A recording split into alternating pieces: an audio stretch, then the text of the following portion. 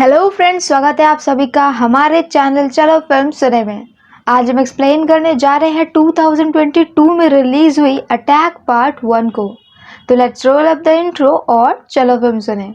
तो कहानी शुरू होती है अर्जुन नाम के एक सोल्जर से, जो कि यहाँ पर एक टेररिस्ट के बेस पर बहुत बड़े टेररिस्ट को पकड़ने के लिए आया होता है। यहाँ पर उसकी पूरी टीम होती है, पर यहाँ पर वो आगे बढ़ते हैं तो देखते हैं कि एक बच्चे के हाथ में बॉम्ब है। ये एक बहुत ही यंग लड़का होता है, तो अर्जुन उसे वहां से भाग जाने के लिए बोलता है और उसके बॉम्ब को भी डिफ्यूज कर देता है। वो लड़का वहां से निकल जाता है और अब इन्हें ऐसा लगता है कि शायद इनका टारगेट मिस हो गया है। पर तभी यहाँ पर अर्जुन दीवार के अंदर से उस आदमी को पकड़ करके निकाल देता है, जिसे कि वो पकड़ने के लिए आए होते हैं, और वो एक बहुत बड़ा टेररिस्ट होता है। और इसी के साथ उनका ये मिशन सक्सेसफुल हो जाता है। अब नेक्स्ट सीन में हम यहाँ पर अर्जुन को एक प्लेन के ऊपर देखते हैं, जहाँ पर उसको फाइनली काफी लंबे वक्त बाद छुट्टी मिली है और वो अपने घर जा रहा है। यहाँ पर वो एक लड़की जैकलीन फर्नांडिस से मिलता है, जो कि वहीं पर एयर होस्टेस होती है, जिसका नाम होता है आयशा। आयशा को जब गिरने से बचाने के लिए अर्जुन अपना हाथ बढ़ाता है तो गलती से उनके बीच में किस हो जाती है।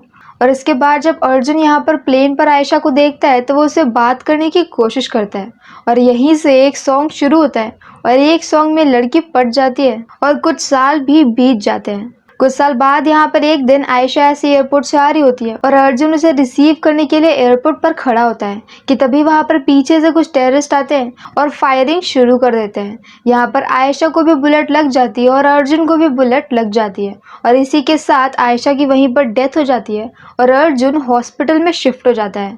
अर्जुन की बॉडी पूरी तरह से पैरालाइज हो जाती है, जिसकी वजह से वो अब कभी भी अपने पैरों पर खड़ा नहीं हो पाएगा। यहाँ हम उसकी माँ को देखते हैं, जो कि उसका बहुत ज्यादा ख्याल रखती है और उसका हर एक काम करती है। वो यहाँ पर अकेले घर चलाते हुए लोगों से जूझ रही होती है, और ऐसे ही एक दिन के घर में चोर भी आ जाते हैं, जहाँ पर अर्जुन इतना ज्यादा हेल्पलेस होता है कि वो अपनी माँ की भी हेल्प नहीं कर पाते, और वो चोर उसकी माँ को बहुत मारते हैं और उनके हाथ से एक उनकी बहुत ही खास रिंग लेकर के निकल जाते हैं। और अर्जुन वहीं पर बेबस पड़ा रहता है और वो चाहकर भी अपनी माँ की मदद नहीं कर पाता है।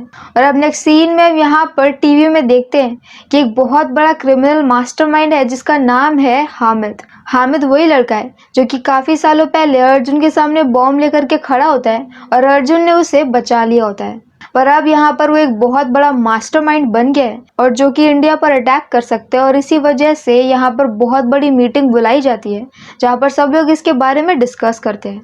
यहाँ पर एक सुब्रमण्यम नाम का एक ऑफिसर बोलता है कि वो लोग सुपर सोल्जर बना सकते हैं। वो ऐसे लोगों को जानता है जिनके पास ऐसी टेक्नोलॉजी है जो कि बॉडी के अंदर चिप्स को डाल करके उसे रोबोटिक तरीके से बहुत ज्यादा पावर दे सकते हैं।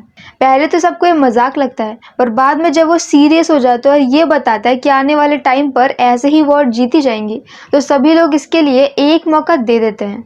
पर अब यहाँ पर प्रॉब्लम सबा को हो जाती है। सबा वही लड़की है जिसने कि इस पूरे सिस्टम को डिजाइन किया है। वो ये बोलती है कि ये टेक्नोलॉजी एक ऐसे पैरालाइज इंसान के लिए जो कि इसकी मदद से दोबारा से चल सकता है, और इसीलिए वो ऐसे ही आर्मी के किसी सोल्जर को लेगी जो कि कम्प्लीटली पैरालाइज हो। और उसके पास अभी तक जितने भी लोग की लिस्ट भेजी गई थी, उसमें से कोई भी कम्प्लीटली पैरालाइज नहीं होता है। और अब सुब्रमण्यम के पास और कोई भी ऑप्शन नहीं होता है, तो वो जाता है अर्जुन के पास और उसे सारी बातें बताता है। अर्जुन को भी अपने पैरों पे दोबारा से खड़ा होना था, तो वो तुरंत ही इसके लिए मान जाता है। और नेक्स्ट सीन में यहाँ पर सब अर्जुन को इसी ऑपरेशन के बारे में बताती है, जहाँ पर वो उसे बोलती है कि वो लोग उसकी नेक में एक ऐसा चिप डालेंगे जिसमें कि एक आर्टिफिशियल इंटेलिजेंस होगा। उसकी बॉडी में भी ऐसे कई सारे दूसरे नैनो चिप्स डाले जाएंगे, जिसकी मदद से उसकी बॉडी के अंदर एक नैनो रोबोटिक सिस्टम बन जाएगा, और इसके बाद वो अपने दिमाग को जैसा भी कमांड देगा, उसके बॉडी सिस्टम उसी के हिसाब से मूव करेंगे। यहाँ पर ऑपरेशन के सक्सेसफुल होने के चांसेस आधे आधे होते हैं, लेकिन उसके बाद भी अर्जुन ये चांस ले लेता है और फाइनली वो चिप्स उसे लगा दी जाती है। यहाँ पर सिचुएशन तो काफी ज्यादा पैनिक दिखाई जाती है, पर जॉन इब्राहिम के एक्सप्रेशन बिल्कुल भी पैनिक वाले नहीं होते हैं। अब इसके बाद फाइनली ये ऑपरेशन सक्सेसफुल हो जाता है, और अब सबा उसे बताती है कि उसके दिमाग में जो आर्टिफिशियल इंटेलिजेंस है उसका नाम है ईरा। ईरा यहाँ पर इंडिया के हर कंप्यूटर को हैक कर सकती है, और वह ऐसे बहुत सारे दूसरे काम कर सकती है जो कि कोई भी नहीं कर सकता है। वो उसकी बॉडी को नॉर्मल लोगों के मुकाबले काफी ज्यादा ताकतवर बना सकती है। अलग अलग टाइप की मार्शल आर्ट्स वगैरह ये सब भी उसे अपने आप ही आ जाएंगे। पर यहाँ पर ईरा को अर्जुन के साथ कनेक्शन बनाने में प्रॉब्लम हो रही थी, क्योंकि अभी तक अर्जुन आयशा को नहीं भूला होता है और उसके दिमाग में आयशा की छवि बहुत ज़्यादा होती है। और जब तक वो आयशा को सही से नहीं भूलेगा तब तक ईरा को अर्जुन के साथ कनेक्ट करने में प्रॉब्लम होती रहेगी। पर इसके बाद भी यहाँ पर अर्जुन की धीरे धीरे करके प्रैक्टिस स्टार्ट कर दी जाती है और कुछ ही मंथ में वो काफ़ी ज़्यादा अच्छा कर लेता है। अब ऐसे ही प्रैक्टिस करने के बाद वो उस चोर का पता लगाता है जिसने कि उसकी माँ से रिंग चुराई थी, और ईरा बस कुछ ही सेकंड में उस चोर की लोकेशन और वो कहाँ पर है सब कुछ बता देती है। अब वो वहीं पर चोर के पास में जाता है और वहाँ पर एक काफ़ी अच्छा फाइट सीन होता है। यहाँ पर वो हर किसी को पीट कर वो रिंग लेकर के वापस आ जाता है, पर तभी उसके पीछे पुलिस लग जाती है और अब उसे फाइनली एक बिल्डिंग से कूदना पड़ेगा, क्योंकि वो कुछ भी हो जाए पुलिस वालों को नहीं मार सकता। यहाँ पर ईरा उसे बोलती है कि वो जंप कर सकता है और अर्जुन भी जंप कर देता है, लेकिन इसके बाद ही ईरा शट डाउन हो जाती है। नेक्स्ट सीन में जब अर्जुन को होश आता है तो वो यहाँ पर आयशा के साथ में होता है। बाद में उसे पता चलता है कि ये सब कुछ तो उसका सपना है। अब सबा उसे ये बताती है कि अगर कभी भी वो बेहोश हुआ तो ईरा अपने आप ही शट डाउन हो जाएगी, क्योंकि उसका दिमाग ही ईरा को ऊर्जा देता है, और अगर उसके दिमाग में पूरे टाइम आयशा ही घूमती रहेगी तो ईरा कभी भी उससे अच्छे से कनेक्ट नहीं कर पाएगी और वो सपने उसे उतने ज़्यादा रियल लगेंगे कि वो समझ ही नहीं पाएगा कि वो रियल लाइफ में है कि सपने में है, बिल्कुल इंसेप्शन की तरह। तभी वहाँ पर सुब्रमण्यम आता है और वो उसे बताता है कि लगातार टेररिस्ट का अटैक बढ़ता जा रहा है और कैसे भी करके जल्दी से जल्दी अर्जुन को ठीक होना पड़ेगा। यहाँ पर ऐसा ही एक दिन सभा पार्लियामेंट में जाती है, जहाँ पर हम देखते हैं कि पहले से ही पार्लियामेंट के अंदर 2 टेररिस्ट मौजूद हैं और यहाँ पर उन्होंने कंट्रोल रूम को कवर करके रखा हुआ है। यहाँ पर इंडियन फोर्स के कपड़ों में काफी सारे दूसरे टेररिस्ट भी एक ट्रक में भर करके आ जाते हैं और उन्हें बाहर से अंदर भी भेज दिया जाता है, जिसके लिए वो लोग वहीं के एक आदमी को गन पॉइंट पर लेते हैं। इस तरह से करके पूरे पार्लियामेंट में टेररिस्ट फैल जाते हैं। जब थोड़ी देर बाद ये बातें पुलिस को समझ में आती है तब तक बहुत ज़्यादा देर हो गई होती है और पार्लियामेंट में एक बॉम्ब ब्लास्ट होता है। इसी बॉम्ब ब्लास्ट के साथ हम हामिद को देखते हैं, जो कि यहाँ पर 300 पार्लियामेंट के मेंबर्स को एक जगह पे पकड़ करके रख लेता है और उस सभी में सबा भी होती है। जब ये सारी बातें अर्जुन को पता चलती है तो अर्जुन भी पार्लियामेंट के सामने पहुंच जाता है, पर अब यहाँ पर अंदर टेररिस्ट का कंट्रोल आ चुका होता है। गवर्नमेंट यहाँ पर तुरंत ही रिएक्ट करती है और पुराने पीएम जो कि पार्लियामेंट के अंदर बैठे होते हैं तो टेम्परेरी उनकी जगह पे एक नया पीएम रख देती है, जो कि उनकी जगह पे सारे डिसीजंस को ले सकेगा।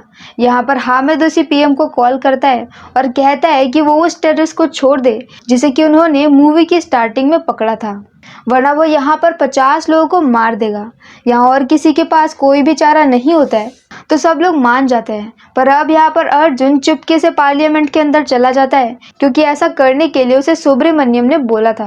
सुब्रमण्यम का प्लान होता है कि अगर कोई एक भी सोल्जर अंदर जा पाया और वो वहाँ पर टेररिस्ट की पोजीशन के बारे में अच्छे से बता पाया तो बाकी सभी सोल्जर बाहर से अटैक कर सकते हैं। अब अर्जुन यहाँ पर हर किसी को पीटते हुए अंदर जाता है और दूसरी तरफ टेररिस्ट यहाँ पर 50 लोगों को छोड़ देते हैं, क्योंकि गवर्नमेंट ने उनकी बात मान ली होती है और उसी बहुत बड़े टेररिस्ट को गवर्नमेंट भी लेकर के आ रही होती है। पर अब यहाँ पर एक टेररिस्ट की बुरी नज़र सबा के ऊपर पड़ जाती है और वो उसके साथ बदतमीजी करने लगता है, क्योंकि सबा के हाथ में एक वॉच होती है और उसकी वॉच से वो कनेक्ट करने की कोशिश कर रही थी अर्जुन से। यहाँ पर अर्जुन ये सारी बातें सुन लेता है और वो सुब्रमण्यम के ऑर्डर के अगेंस्ट जा करके सबा को बचा लेता है। पर अब यहाँ पर हामिद को पता चल जाता है कि उनके साथ में वहाँ पर कोई और भी है। वो पुलिस से डिमांड करते हैं कि वो सोल्जर अपने आप को सरेंडर कर दे, नहीं तो वो हर किसी को मार देंगे। कोई भी चारा नहीं होता है और अब फाइनली अर्जुन को सरेंडर करना पड़ता है। यहाँ पर अर्जुन का प्लान होता है कि वो अंदर जाकर के हर किसी को पीट देगा, पर अब यहाँ पर हामिद उसके सिर पे मार देता है, जिसकी वजह से ईरा शट डाउन हो जाती है और एक बार फिर से अर्जुन सपनों की दुनिया में चला जाता है। यहाँ पर हामिद का प्लान होता है कि वो लोग अपने बड़े वाले टेररिस्ट को लेकर के यहाँ से निकल जाएंगे और उसके बाद यहाँ पर बॉम्ब भी ब्लास्ट हो जाएगा। हामिद जा करके उस बॉम्ब को एक्टिवेट कर देता है, जो कि 23 मिनट में ब्लास्ट हो जाएगा। यहाँ पर जब सबा को पता चलता है कि अर्जुन सो गया है तो वो तुरंत ही चुपके से अपना लैपटॉप लेकर के आती है और वो अर्जुन को जगाने की कोशिश करती है। अर्जुन भी यहाँ पर सपने में आयशा के साथ में होता है, पर थोड़ी ही देर में उसे समझ में आ जाता है कि ये सब कुछ एक रियलिटी नहीं है और इसके बाद वो दोबारा से ईरा की हेल्प से जाग जाता है। उसके उठते ही यहाँ पर एक ज़बरदस्त फाइटिंग सीन होता है, जिसमें कि वो यहाँ के हर टेररिस्ट को मार देता है, लेकिन तब तक वहाँ से हामिद जा चुका होता है। अर्जुन यहाँ पर उस बॉम्ब को भी देख लेता है और उसे पता चल जाता है कि टेररिस्ट को वापस करने के बाद भी हामिद पार्लियामेंट को ब्लास्ट कर देगा। तो ये बात वो पुलिस को बता देता है और अब पुलिस यहाँ पर हामिद को जब रोकने की कोशिश करती है तब उन्हें समझ में आता है कि वो जिस वैन का पीछा कर रहे थे उसमें हामिद नहीं होता है और हामिद तो पार्लियामेंट के नीचे वाले बने टनल से निकल चुका होता है और वो दूसरी कार में बैठ करके एयरपोर्ट की तरफ जा रहा होता है। ये समझ में आते ही अर्जुन तुरंत ही बाइक से उसका पीछा करता है और यहाँ पर वो अपनी बाइक की हेल्प से उसके प्लेन को ब्लास्ट कर देता है और फाइनली वो उसे भी मार देता है। इसके बाद वो हामिद का ब्रीफ केस लेता है जिसके अंदर उसी बॉम्ब को बंद करने का सिस्टम होता है। वो हीरा की हेल्प से आसानी से उसी बॉम्ब को डिफ्यूज कर देता है और फाइनली सभी लोग बच जाते हैं और इस मूवी का फर्स्ट पार्ट इसी हैप्पी एंडिंग पे खत्म हो जाता है। इस मूवी को देखते हुए आपको हल्का हल्का सुपर सोल्जर सीरम और कैप्टन अमेरिका की याद ज़रूर आएगी क्योंकि काफ़ी कुछ वैसा ही लगता है, पर फिर भी मूवी के बजट के हिसाब से मूवी बहुत अच्छी थी और अगर CGI थोड़ा और अच्छा होता तो मूवी और भी ज़्यादा अच्छी लगती।